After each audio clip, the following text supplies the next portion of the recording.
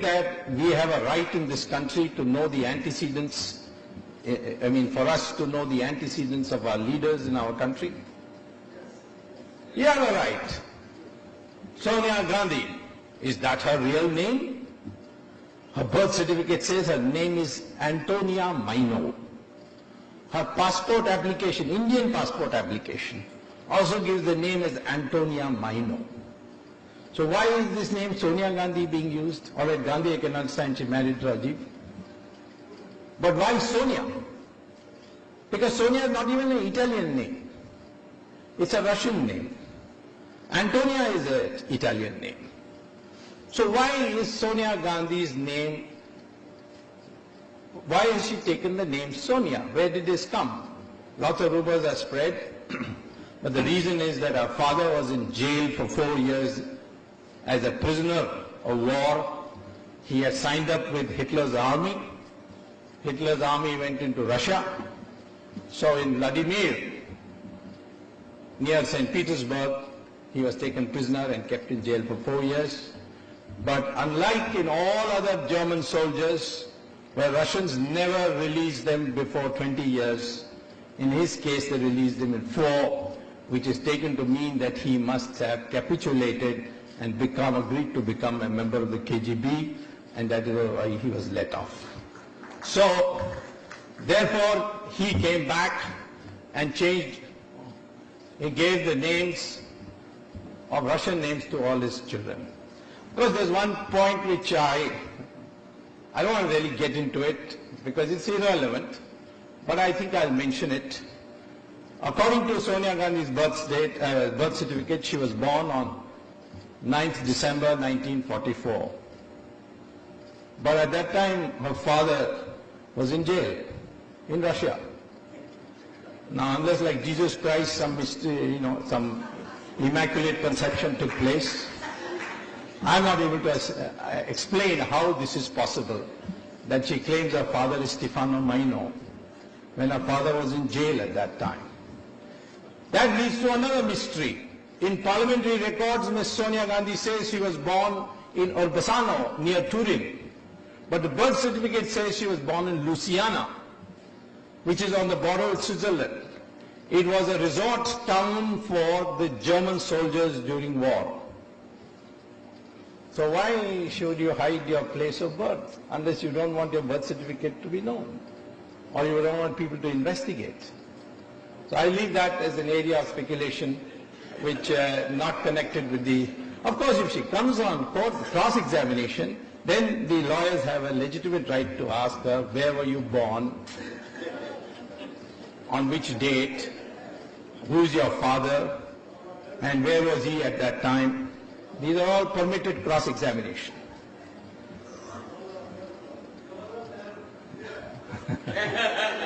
It seems to be a problem with the Nehru family. Nobody knows who's his father and who's his mother. Now, another thing is says that Sonia Gandhi faked her degree, Cambridge University. Is that wrong? I got a letter from the University, Cambridge. She has given an affidavit, sworn affidavit as a candidate that I studied English in the University of Cambridge. And I got a letter from the University of Cambridge that there was no such student, ever. I went to court, and finally what the Chief Justice of the Supreme Court told me, be generous, Dr. Swamy, be large-hearted, this is an old matter, leave it. Of course, subsequently, Sonia Gandhi has dropped from her affidavit the claim that she was educated in the University of Cambridge. That itself is an admission of perjury, because in one affidavit you say you were, another affidavit you say you keep silent on it. It means that you have admitted perjury. But unfortunately, our society is not tough enough. In any other country, if you had faked your educational degree, or even in our country, an ordinary man gets an employment by faking his educational degree, he loses his job. And the Supreme Court has repeatedly upheld that one of the most heinous crimes is to fake your educational degree to get a job. And here, somebody who wants to rule the country has faked it. The only objection I have to Satya's advertisement in the New York Times is he says that she passed high school. She did not pass high school. Beyond 5th class, she did not study. In this, she shares a common educational background with Karunanidhi. Now, it says in the advertisement that she worked as an au pair. What did you work, miss? If you were not studying in the University of Cambridge, you were 5 years in England, how did you support yourself? Don't you think we have a right to ask this question? Even in marriages, we ask these questions. Where you study?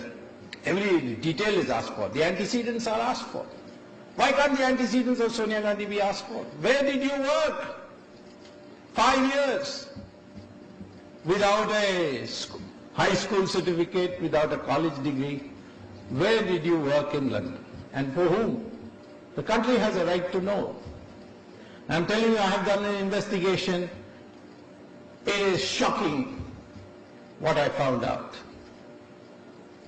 It is for her to say. If there's cross-examination, certainly she will be asked this question. Where did you work? Who were your employers? Can I not ask this question? If I apply for a job, the first thing they'll ask me who your previous employers were. And here you want to be the leader of the country. You have no right to ask this question. For that they are putting a defamation case in order to silence you so that you won't ask these questions again. In the citizenship question, is she a citizen of India? She is a registered citizen. She got the citizenship by registration. Of course, after almost 18 years, after being in India. But in the form which I got a photostat copy, which is there in my website, I've scanned it, it says, have you renounced your citizenship of that is Italy? And what does Sonia Gandhi write? Not applicable. Why? How can you write that? A junior officer objects to that. Say, no, you can't write that. You have to present a certificate from your government to say that you have renounced your Italian citizenship. She produces a letter from the ambassador of Italy in Delhi saying that Sonia Gandhi has informed us that she has renounced her citizenship. And Indira Gandhi orders that should be accepted. Under Section 10 of the Citizenship Act, any irregularity found at any time in the citizenship forms filled out by the person is an offense and can lead to the cancellation of citizenship.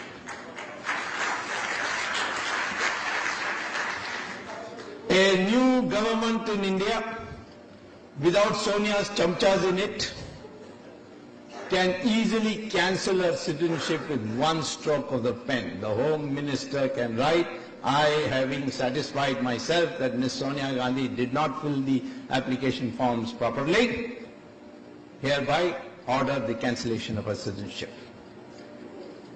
So, her future is very bleak in this. But you can ask a question. She has connections with KGB. Well, I told you, her father was in jail. She is being accused by a person who was appointed as a member of a commission to investigate KGB affairs in Russia by President Yeltsin, who then wrote a book in which he said Rajiv Gandhi and her family were regular recipients of KGB money. And they were paid through companies set up by the family. It's there in black and white in Yevgeny Albat's book, The State Within State, the role of KGB in Russia. It's there in writing. And Yevgeny Albat came to Harvard to get a PhD, and I ran into her because every year I go to teach, and I saw her. I asked her. She said, yes, I saw the documents. Yeah, by President Yeltsin, who then wrote a book in which he said Rajiv Gandhi and her family were regular recipients of KGB money. And they were paid through companies set up by the family. It's there in black and white in Yevgeny Albat's book, The State Within State, the role of KGB in Russia. It's there in writing. And Yevgeny Albat came to Harvard to get a PhD, and I ran into her because every year I go to teach, and I saw her. I asked her. She said, yes, I saw the documents. These were given to me as a member of the commission. Then I asked the Americans, do you have a record? They said, it's all there in the libraries. So I went to the Harvard Library, downloaded it, filed it in the Delhi High Court. The Delhi High Court then issued notice to the CBI. Go find out. The CBI came back and reported the Russians are ready to give the originals and attest the copies, provided we give them a letter rogatory, which is a communication from the courts of India to the government of Russia. And that letter rogatory cannot be obtained unless you register an FIR. But the government of India refused to register an FIR, and that is why my case went by abeyance. That case can be revived any time. So what is wrong in saying KGB? There is prima facie evidence. It's for her to prove or disprove. She had received $2 billion into her name in 1991. Who says this? The government of Switzerland. Why do they say it? Because the Americans put pressure on the Switzerland government to tell them about Marcos, Imelda Marcos, and whatever that other Marcos's name was. Fidel. Ferdinand Marcos. Ferdinand Marcos. And they put so much pressure that the Swiss authorities tabulated all foreign leaders who had accounts, illegal accounts, and they put the photograph of Rajiv Gandhi in a magazine called Schwester Illustrated. Schwester is another name for Switzerland in German. And that has in it a caption under Rajiv Gandhi's photo. He and his family owned $2 billion November 1991. And who was the beneficiary of Rajiv Gandhi's death? Sonia Gandhi. All that money has gone to her. All the money of Indira Gandhi, Sonia Gandhi. Most of the money of Sanjay Gandhi, Sonia Gandhi. Death is very profitable for Sonia Gandhi. I would say that any criminal case, the first suspect is always the beneficiary. Someday we may have to find out. So what is wrong in asking these questions? Antique smuggling. Her sister, Anushka, that's a Russian name. Her real name is Alexandria. But father gave the name Anushka. She has two shops in Italy. One is called Ethnica, meaning Revolta, and another is called Ganapati, in the hometown of Sonia Gandhi's mother, or Bassano.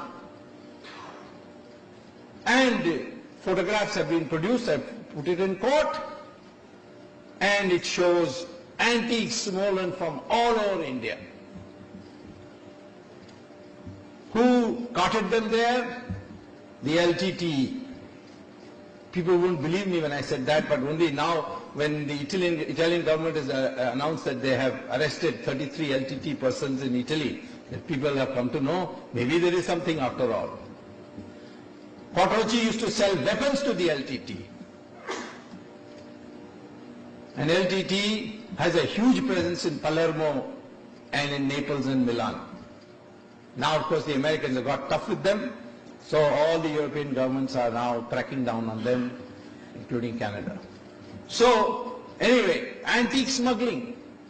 Why should the sister of Sonia Gandhi have an antique shop in the first place of Indian antiques? So that these are smuggled, they will be kept in the shop, then they will prepare bogus bills and take it to London and auction it with Sotheby's and Christie's. This racket also I documented, court was convinced, issued notice to the CBI. CBI went to Italy, Italy wrote back, give us a letter rogatory. Need an FIR for that. The government of India said no, we will not register an FIR. The matter is there. No further. So these are things which should shock you. Our own national wealth being squandered like this, taken abroad, stolen, put on Air India flights, using your government power to see it is not inspected. These are the things you brought, that this is a bogus Gandhi, she's not a real Gandhi. I have only one dispute, by the way, with all these websites about the legitimacy of the parentage of various Nehrus and Gandhis. Rajiv Gandhi was not son of some Firoz Khan, as all these websites are putting out. He is the grandson of, there are other, Firoz Gandhi was the son of a well-known lawyer of Allahabad called Kakkar. And Kakkar is also mayor of Allahabad, and once he defeated Jawaharlal Nehru in an election. So, of course, parentage has never been a strong point of the Nehrus, so we won't go into that and get into a lot of complications. Similarly, the question of Rahul Gandhi. Why is he registered as Raul Vinci, R-A-U-L-V-I-N-C-I, in some rock and roll Rollins College in Orlando or some place like that, which is a Christian missionary college? Why didn't he register himself as Rahul Gandhi? Why is it that he claims he's got an MPhil? Now I'm not there as a student also. Then his name is not there in the exam and the registrar's office of those who have taken exam. For the year he has mentioned, 95. So how did he claim he's MPhil? He first originally came, he went to Harvard. Yes, he went to Harvard in the sense that when Rajiv Gandhi is Prime Minister, Hindujas gave $11 million to the Harvard Medical School, and on donors quota. He entered, Harvard has this quota, but then once you enter, then you have to compete. In 3 months, Harvard said, I don't think you really belong here. So he dropped out. So now he doesn't use the word Harvard. Unfortunately for him, someone like me is in politics in India who has long-standing connections with Harvard. Why do you tell lies like this? Because in our country we respect education. We respect the Pandit. So you tell a lie about your education. All of us work so hard to pass examinations, get a degree. These guys don't do anything and they put themselves a degree in front. Is Rahul a citizen of India? Well, he was born in India. But then the Italian law says that if your mother is an Italian citizen at the time of your birth, which is 1970, which time Sonia Gandhi was a citizen, then you automatically become a citizen of Italy. And the law in India says you cannot be a citizen of India unless you renounce the citizenship of another country. Rahul Gandhi has never renounced that citizenship because you are required by law to declare and give a certificate from the Italian government, I have renounced my citizenship. In fact, he uses an Italian passport in the name of Raul Vinci. Any time tomorrow a government comes to power which doesn't have their sycophants in that government, or those who are blackmailed by them in the government, then you will see Rahul Gandhi also, you can send him off saying, you're not a citizen of India. One of the things that they have secretly kept, which I fortunately got now, Rahul Gandhi had gone and got admission in St. Stephen's College on two grounds. A, he was a Christian, in record, and B, he was a marksman rifle shooter. So on the sportsman quota he was given admission, not on grace. But he failed there because he couldn't pass the Hindi exam. And he is representing the state of Uttar Pradesh today. This is the person who needs to be shown that he has nothing to do with Gandhi. Gandhi was a man who became barrister, made a name as a lawyer in South Africa, gave it all up for the country. And you come with using that name. The Indians have a right to say you are an imposter, you don't belong here.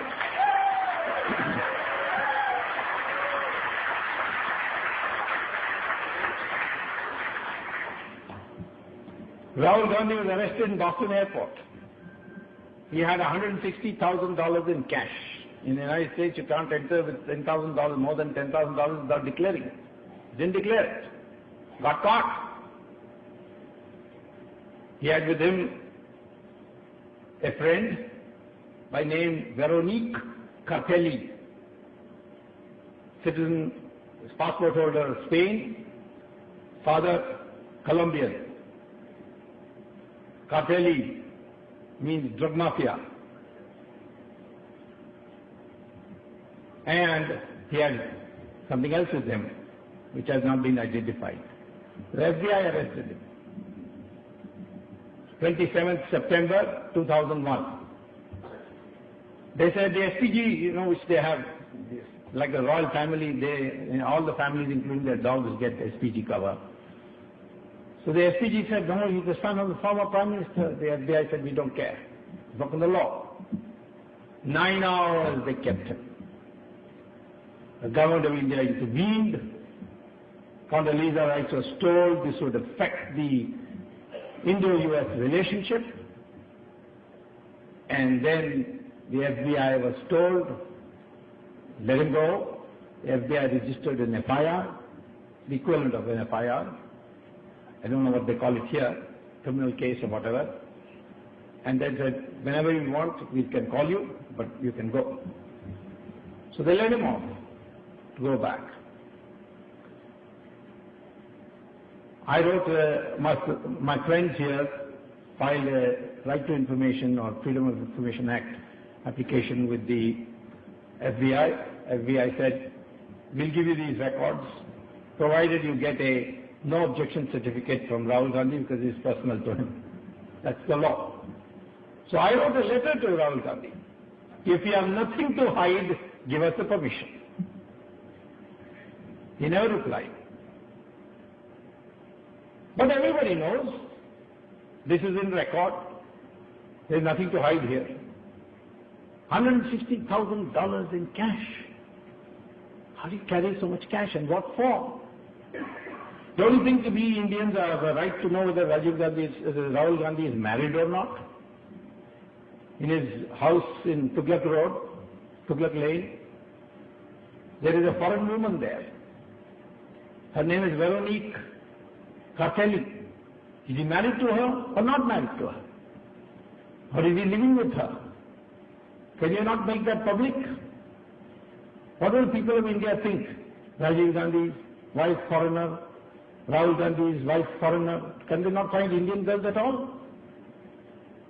And what about the antecedents of this Veronique?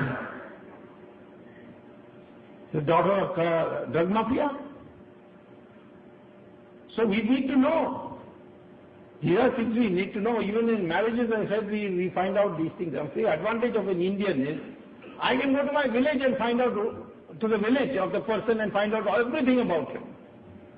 I meet so many people say, oh, I'm from Madurai, I know you're from Mullipalam village and you are living in you have a house in Agraharam street, everything. Everybody knows about everything. You can trace people. But when you're a foreigner, you have to be doubly careful. You have to be doubly watchful. Ever since Sonia Gandhi came to power, we find that the Hindu values are being degraded. Shankaracharya being arrested. Of course, Jayalalitha was the chief minister, but we know what extraordinary pressures were applied from Delhi. She should not have capitulated, but she did. In any case, she should not have put Shankaracharya in jail, because the criminal law provides for house arrest. They could have told the Shankaracharya, please stay in the ashram till the investigations are over. Somebody gives you a criminal complaint, you are bound to register it. I'm not saying don't register it. But why did you put him in jail with the criminals? But I know the pressure came from there. The arrest was done on Diwali day in Andhra Pradesh. Any time they could have said, the Chief Minister could have said, why is Diwali day? Wait for 2 more days. Or in 2 days he was going back to Madras anyway.